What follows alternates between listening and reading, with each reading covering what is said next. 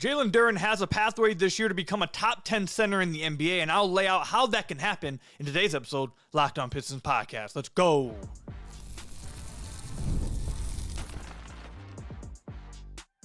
You are Locked On Pistons, your daily Detroit Pistons podcast, part of the Locked On Podcast Network, your team every day. What's the deal? Welcome back to another episode of the Locked On Pistons Podcast. Per usual, I am your host, Ku Khahil. I've been covering the Detroit Pistons over the last 3 years, or 4 years actually, for the Locked On Network Band Credential Media member for the last 3 years. And I appreciate all of you guys who make Locked On Pistons your first listen of every single day. We are free and available on all your podcast platforms. If you haven't already, head to the YouTube channel at Locked On Pistons. Hit that subscribe button or leave us a 5-star review on whatever podcast platform you're listening to this on. That's another great way to support the podcast. And today's episode, we will be doing the season preview for Jalen Duren. I want to talk about how he can become a top 10 center in the NBA this upcoming season. So we're going to start off by talking about kind of reviewing a little bit of his last season, talking about where he stands right now, and then we'll move into how he can become a top 10 center, both on the offensive end of the floor and on the defensive end of the floor. But like I said, we need to start with kind of going back to last year, get an idea of where he was this past year and what he has to improve on. Then we'll move into how he can get there. So first, obviously, like I said, let's start off with last year. Last year, over the entirety of the season, he averaged 11.8 points a game, 10.3 rebounds a game, 2.7 assists to 1.9 turnovers, with a 70 true shooting percentage. Very efficient player, finishes almost everything inside of the paint, dunks almost everything. That's great. Obviously, everyone knows, though, that after January is when he took this big jump. After January 4th, which is when Ausar Thompson was inserted into the starting lineup, he averaged 13.2 points, which was up 1.4 points. He averaged 11 rebounds, that was up 0.7 rebounds a game. He averaged 3 assists, which was up 0.3 assists, and then 1.6 turnovers, which was down 0.3 from his overall year statistics. Now, the question I want to answer today is, can Jalen Duren become a top 10 center in the NBA this upcoming season? I think that should be his goal coming into this year. His goal should be, I want to be known as a top 10 center in the NBA. In order to answer that question, just how far he is, we have to go through, and I made a list of all the centers I believe that most people would say that are better than him right now. Now, I have a list of players that I would say yes to, and then there's other players that he was in the conversation with. So let's start with this. Here we go. And I'm going to number them as we go. 1, and this isn't in order. This is just, I went through NBA teams, so it's not in order of who's the best, because you're going to hear all kinds of names all over the place. All right, so 1, Kristaps. 2, Cat. 3, Joel. 4, Jakob Poeltl. 5, I got Allen/Mobley, whichever one you guys want to consider the center on that team. There you go. That's 5. 6, Miles. 7, Bam Adebayo. Miles Turner, that was. 8, Nikola Jokic. 9, Rudy Gobert. 10, you got Chet or Isaiah Hartenstein, whichever one. Pick your poison, whichever one you want to pick. Both of them, I would say, are better than Duren at this point. So that's 10. Now we're at 11, Zubac. We got 12, Sabonis. 13, Daniel Gafford. 14, Sengun. 15, JJJ. And 16, we got Victor Wembanyama. Those are 16 players at the center position that I would say are better than Jalen Duren at this point. Now, a few of those you may argue are power forwards. Like maybe Kristaps, you may argue is a power forward. He doesn't play power forward much anymore at this point of his career. He's a 5, so I would disagree with that. Another player you may argue is a 4 instead of a 5 is Sabonis. I would disagree with that. I think he's a 5 at this point in his career. And then you may have arguments against like Joel or Kristaps because they're always injury prone. But I think everyone would universally agree, at least you should, that when they're healthy and on the floor, they are better though. So that's what I was going off of. So that was 16 names I named. Then there's 2 extra names that I talked with some people around the Locked On Network and just asked their opinions and stuff, see, where they stood. And these were people that they had mixed opinions on. This was Donovan Clingan and Nicholas Claxton, that they were like, some people had Duren, some people had them. So those I'd say that he's in the conversation with. So he's somewhere between like the 17th, I would say, the 17th and the 20th best center in the NBA as of right now. How can he get to that next step? We'll dive even further into that later on, specifically offensively and defensively. But the very quick answer to that is he has to play much more like he did after January last year, more than he looked like before January. He has to answer that question. If he can look like the player he was after January, once Ausar Thompson came back and they started playing much better defensively, then I think he works his way into this top 10 conversation. And you see, amongst all these guys that I just named, almost every single one of them, and I think people have to understand, I think most people do, but people have to understand that as a 5, especially in the modern NBA, as a 5-man, you have to be able to, if you are going to be a starting caliber 5 on a contending basketball team, on a contending team in whatever conference, you have to be somewhat of a defensive anchor. You have the main role of the main role of most 5s outside of the names that, who did I mention that there was like maybe 2 or 3 guys you would not say this for, like Sengun, even though he got much better defensively this past year, got much better. And a lot of that is due to the surrounding pieces. I get that, but he got better individually. But Sengun, a Sabonis, that definitely would kick in there. Jokic, but Jokic is literally one of maybe the greatest offensive player we've ever seen, like that kind of thing. So obviously that doesn't matter with him, but literally every other, and Cat's the other one. Every other player, that's 3 guys I named. One of them's one of the greatest players we have ever seen in our lives. Every other player here is an anchor defensively. They anchor their team's defense to where they are not going to be just awful when they're on the floor. They are not individually going to be just bad defensively.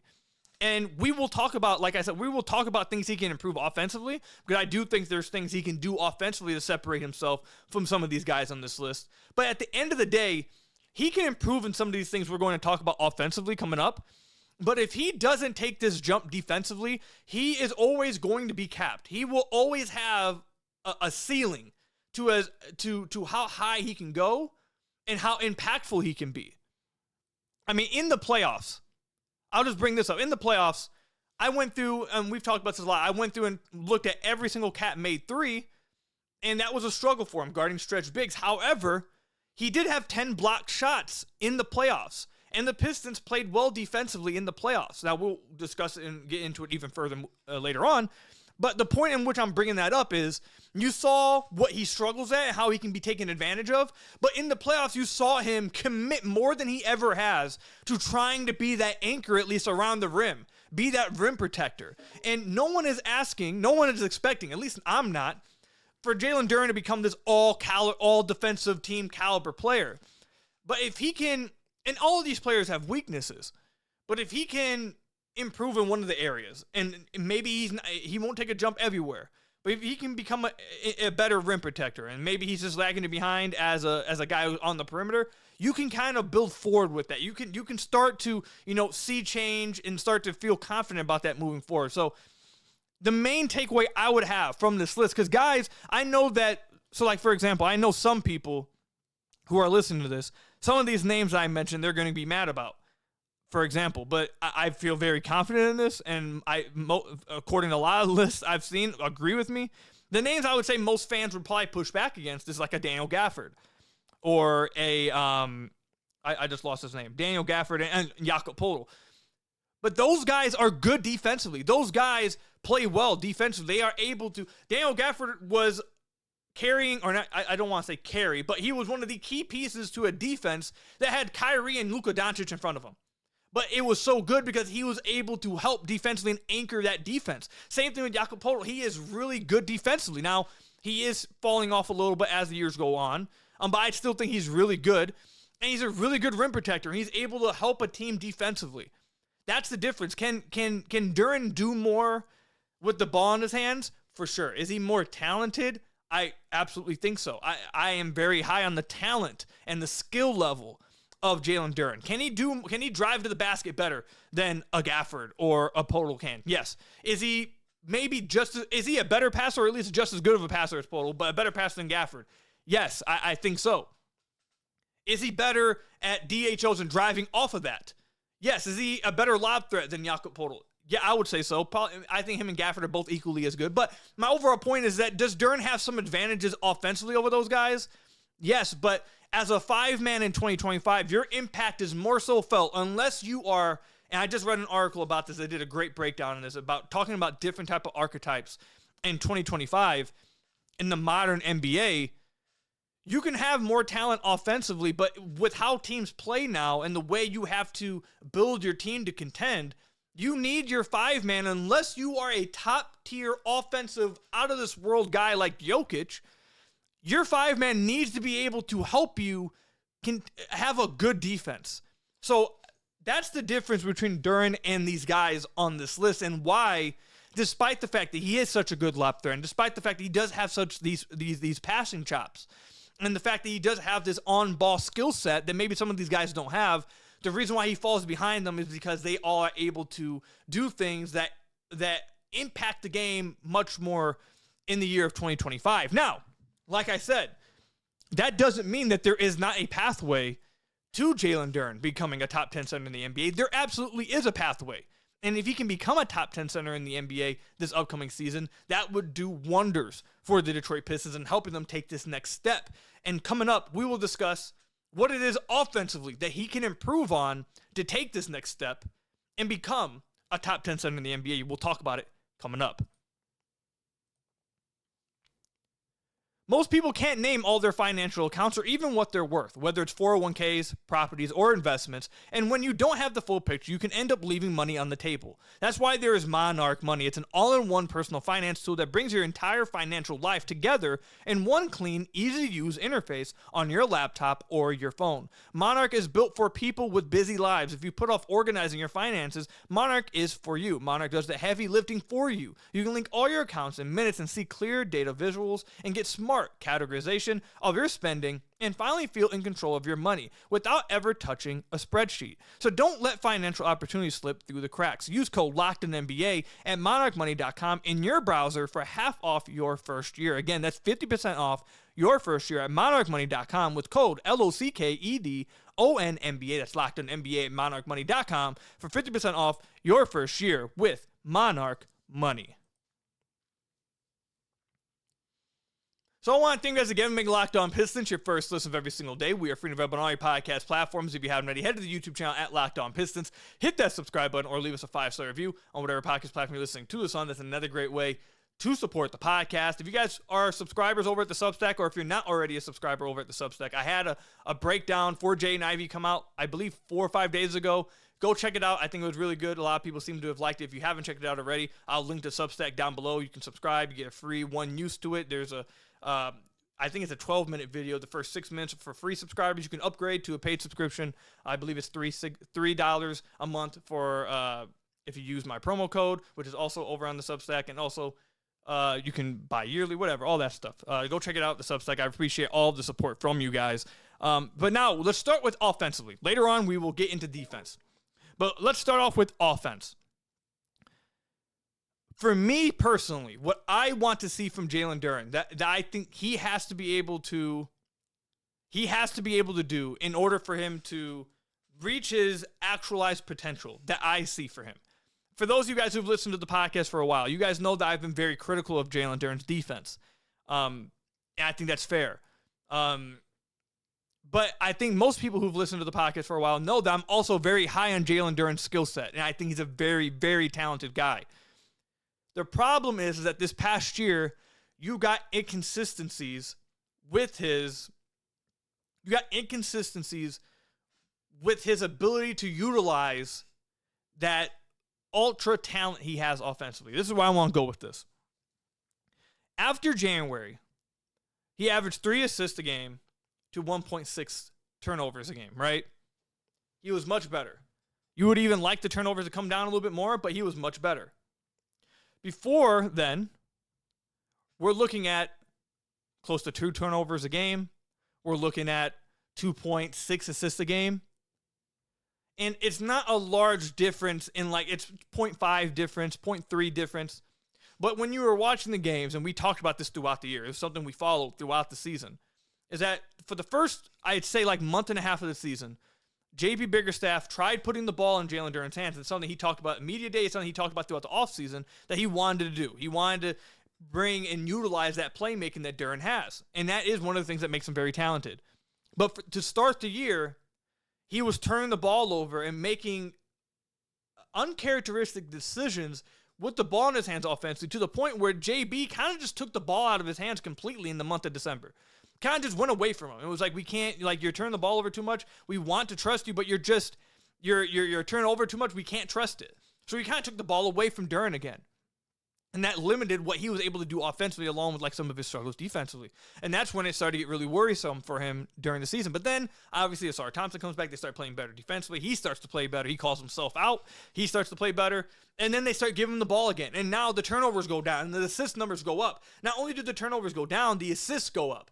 So I think one of the main things I need to see from Duren, or I want to see from him, that I know he can do, is be a trusted facilitator, be a trusted hub within the offense, to where it's not rocky throughout the year, where it's like, okay, we're giving it to you now. Okay, nope, we got to take it away. Okay, now we're giving it back to you again. Okay, now we're taking it away. Okay, now you're playing better.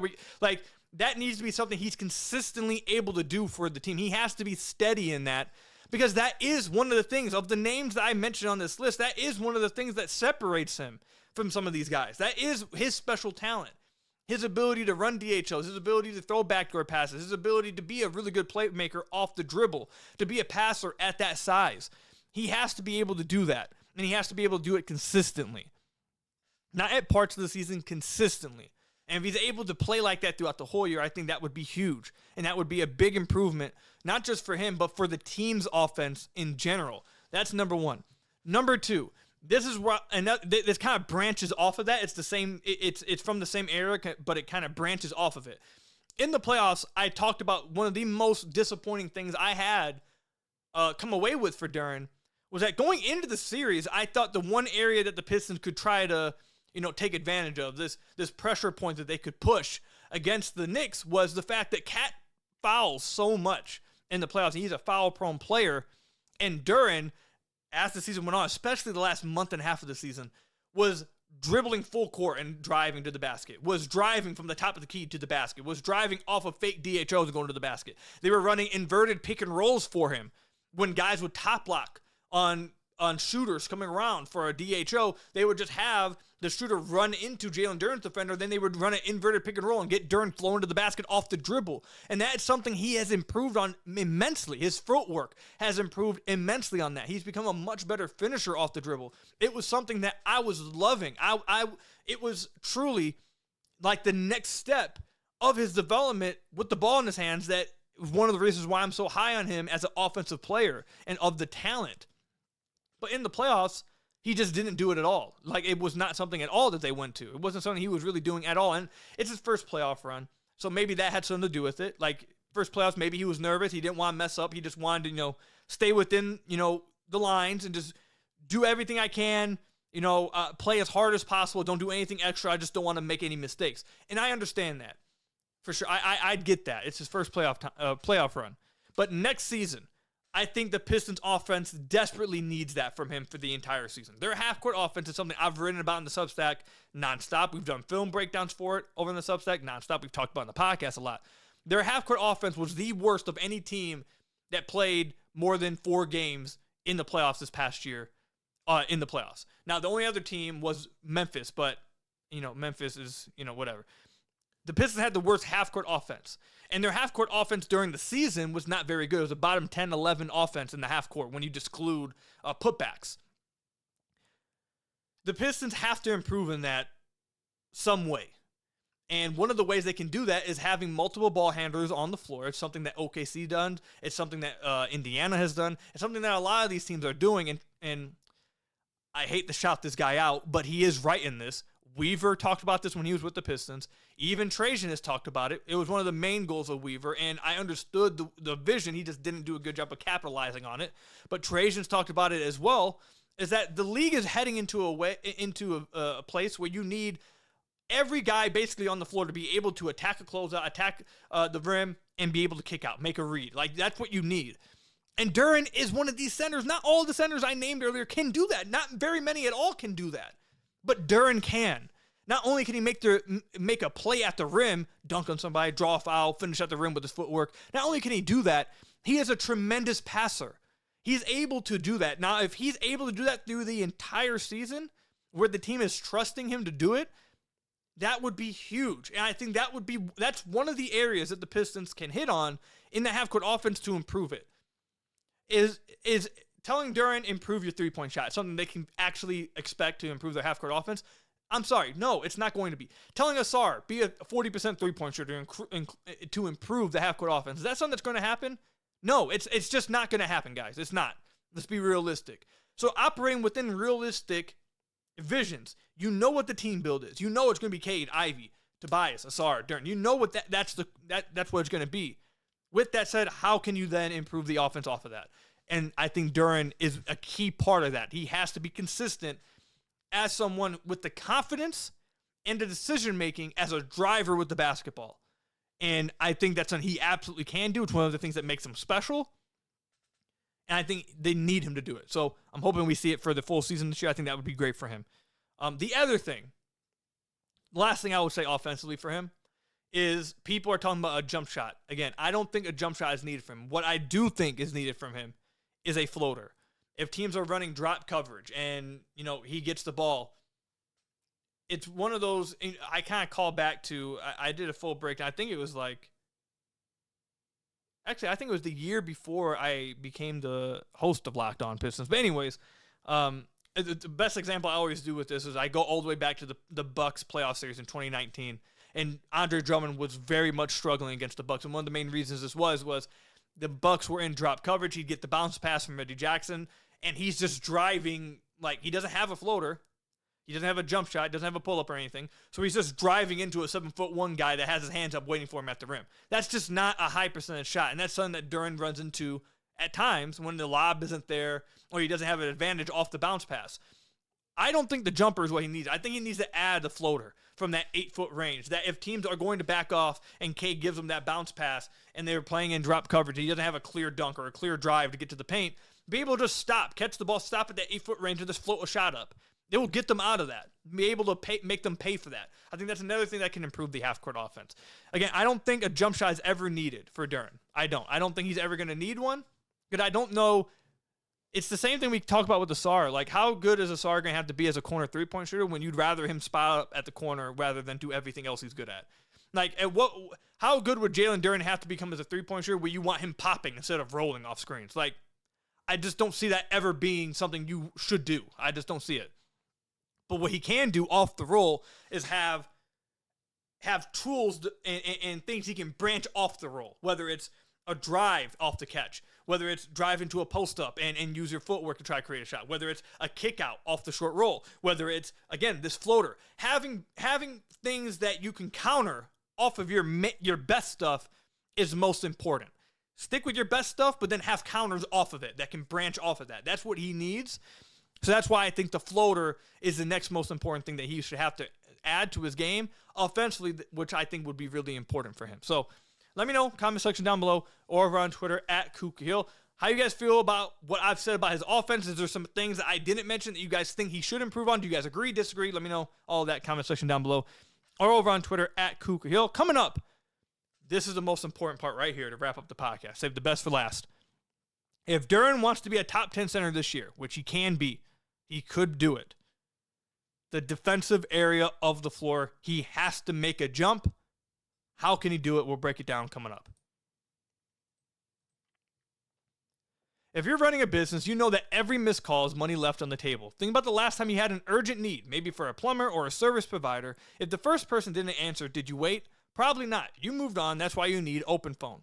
OpenPhone is the #1 business phone system built to streamline and scale your customer communications, all from an app on your phone or computer. OpenPhone lets me manage business calls and texts from a single app. The shared inbox feature is a game changer. Your team can jump into any conversation instantly without missing a beat. OpenPhone is offering my listeners 20% off your first 6 months at openphone.com/lockedonnba. That's openphone.com/LOK. I apparently can't spell anymore. LOCKEDONNBA. And if you have existing numbers with another service, OpenPhone will port them over at no extra charge. Let's go ahead and do that again in case you guys are confused. It's OpenPhone, openphone.com/LOCKEDONNBA. Locked in NBA, that is. Again, for 20% off your first 6 months with OpenPhone. No missed calls, no missed customers with OpenPhone. So I want to thank you guys again for making Locked On Pistons your first listen of every single day. We are free and available on all your podcast platforms. If you haven't already, head to the YouTube channel at Locked On Pistons.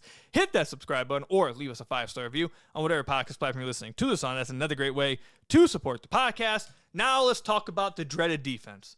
This is the biggest area of improvement for Jalen Duren. The only way Duren can become a top 10 center in the NBA is by improving on the defensive end of the floor. He has to become a better defender. It is not an if, it is not a maybe, it is a must. He has to do it. Should you expect Duren to be able to switch out on the perimeter and guard on the perimeter? No, that's not in where he has to improve on. There's other areas that for a guy that is not the quickest laterally, so he can't switch on the perimeter, there are other things that those type of bigs can do to be really impactful defensively. We see it all the time with a guy like Brook Lopez, Rudy Gobert. You don't have to be a switching guy to be an impactful defender like Joel Embiid, Kristaps Porzingis, Daniel Gafford. These guys, I think Wemby is pretty okay, but Wemby also, he's just, we won't use Wemby as the example because he's just a freak. My point is that it looks different ways for different type of centers. And the way it's going to look for Duren is not from the guy who's switching out. It's going to be about excelling in protecting the rim, 1, and 2, being locked in on your matchup. I want to say these numbers first. We've heard these numbers, all of you guys who listen to the podcast have heard these numbers before, but I'm going to say them again. When Jalen Duren and Ausar Thompson were on the floor together, they had a 113.7 defensive rating. It's a very good defensive rating. You can take that. You will accept that. When Ausar was on the floor without Duren, it was a 108 defensive rating. That's best in the NBA. That would be like the best in the NBA. However, when Duren was on the floor without Ausar, which was 1,090 minutes for this past year, it's a large sample size. Duren without Ausar, it jumps all the way to 119.4. That's not good at all. It's not good. That's 6 point worse with him and Ausar on the floor, and it's over 10 points worse when Ausar is on the floor without him. That transcended into the playoffs as well. Same kind of, you see the same kind of correlation. How can Duren change that? Like I said, 1, he has to be a consistent rim protector. And I think that's one of the reasons why the defense with Ausar and Duren were so good after Ausar was put into the starting lineup was, and we broke this down to SUBSTACK with multiple film breakdowns, is that when Ausar is on the floor, Duren trusts that he can rotate and go after shots at the rim and know he has someone behind him helping him out. This is something that Stan Van Gundy talked about all the time when he was the coach of the Detroit Pistons in regards to Andre Drummond. He used to talk about it nonstop, is that some of the concern for Drummond when he was talked with them and he's tried to make him improve as the rim protector, et cetera, is that you have to trust that someone behind you is going to you have to trust the rotation. And when you don't trust that rotation, you don't want to go out chase after a shot, because if you chase after the shot and there is no rotation, you're giving up an easy putback. You're giving up an easy dunk. You're giving up an easy offensive rebound. That's what you're giving up. And do you want to give that up? That's one of the big things that bigs go through. And I think the film plays it out. The numbers back it up. That when Ausar was on the floor with Duren just trusted that, hey, I'm going to go after every shot possible because I know Ausar, who's a great rebounder, crazy athletic, crazy energy, great defender himself. I know if I chase after this, Ausar's going to rotate down. He's going to have my back. And he'll either, 1, he's going to get this defensive rebound, or 2, he will be in a position where it's going to be tough for this person to get the rebound and then go back up with it before I can then react again. We saw this a lot in the Cleveland Cavaliers game at the end of the season without Cade Cunningham. That's one of the reasons why they won that game, because Ausar and Duren were just playing so well off each other individually, or in the paint, I should say, against Mobley and Allen. They won that matchup. So I think, honestly, that's an area we probably will see natural improvement from Duren, simply because he'll be playing with Ausar more. And that trust, when you have that trust in your defense, when you have that trust with your partner, I think that's when you'll start to see Duren chase after shots even more. Again, he had 10 blocks, multiple 3-block games in the playoffs. He was chasing every shot at the rim, and again, it's because he trusts that he has the rotation behind him. So I think that's somewhere he has to improve, but I think, honestly, you guys can expect to see that. I think you guys can expect to see that just because he'll play all season now with Ausar now. So I think he'll be better with that this season. However, okay, now we move into the area that will hold him back. This will hold him back if he doesn't improve this. Now, I mean, I could really get into the nitty-gritty and start talking about how he needs to improve his drop coverage angles. He doesn't really understand at times the angle in which he needs to be at when defending the ball handler, and also like when he's in the 2-on-1 situation and drop coverage, the ball handler's chasing or attacking him downhill, and he also has this big rolling down angle to be at to take away the drive and also take away the lob.